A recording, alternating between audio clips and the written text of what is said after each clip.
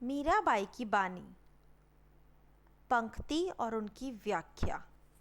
मेरे तो गिरधर गोपाल दूसर ना ही कोई। मीराबाई कहती हैं कि मेरे लिए केवल गिरधर गोपाल ही सब कुछ हैं। इस संसार में जितने भी रिश्ते हैं वे सब समय के साथ बदल जाते हैं, लेकिन कृष्ण ही एकमात्र ऐसे हैं जो कभी नहीं बदलते। मैं उनकी हो चुकी हूँ। उन्होंने मुझे अपना लिया है और अब मेरा कोई और नहीं है। यह पूर्ण समर्पण की घोषणा है। जाके सिर मोर मुकुट मेरे पति सोई, या मेरो पति सोई। जिसके सिर पर मोर पंख का मुकुट सुशोभित है वही मेरे सच्चे पति हैं।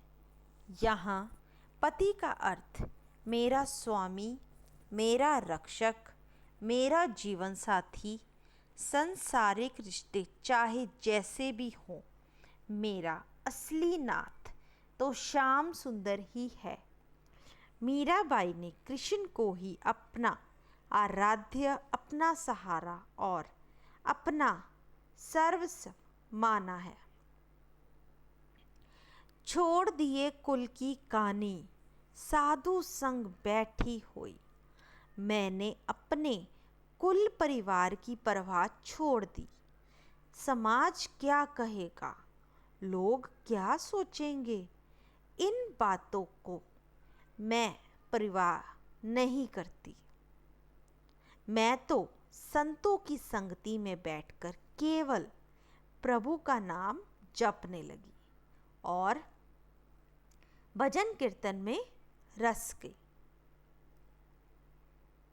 मीराबाई के लिए भगवान की भक्ति ही सबसे बड़ा सत्य है। चौथी पंक्ति। लोक लाज कुल कानी, गिरधर के गुण गाई। दुनिया की लोग लाज, परिवार की मर्यादा, यह सब मैंने त्याग दिया, क्योंकि मुझे तो गिरधर के गुण गाने हैं। उनके नाम का कीर्तन ही मेरा आभूषण है। उनका समर्पण मेरा श्रृंगार है। मीराबाई कहती हैं कि जब मन में प्रेम हो तो दूसरों की बातें महत्व नहीं रखती।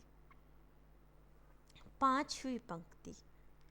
मीरा के प्रभु गिरधर नागर, सहज मिले अविनाशी। मीरा कहती है कि मेरे प्रभु गिरधर नागर सहज सरल स्वभाव से मिलने वाले हैं।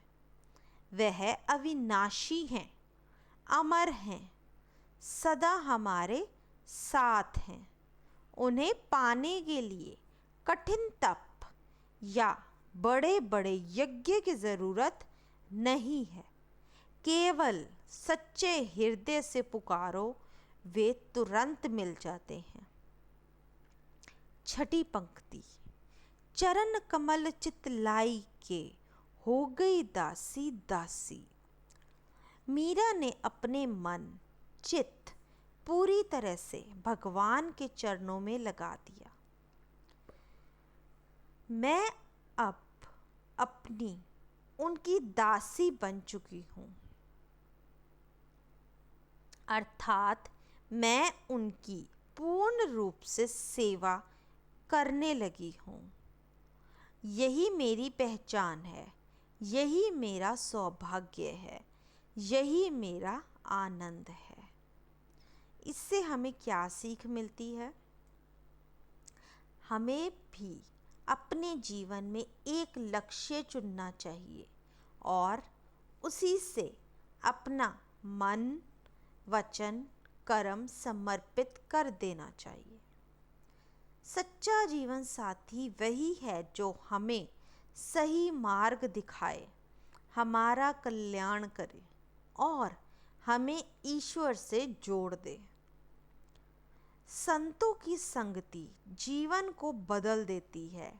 हमें भी सत्संग अपनाना चाहिए, क्योंकि सत्संग से ही सही दिशा मिलती है। जब हमारा उद्देश्य ईश्वर की भक्ति हो तो दुनिया की बातें हमें विचलित नहीं कर सकती। ईश्वर को पाने के लिए सच्चा प्रेम, सरल हृदय और विश्वास ही काफ़ी है। वह हमारे बहुत पास है। हमें भी अपने मन को ईश्वर के चरणों में लगाना चाहिए और सेवा भाव से जीवन जीना चाहिए। जीवन का अर्थ। अब जो मीराबाई जी हैं, उनके जीवन का अर्थ क्या था?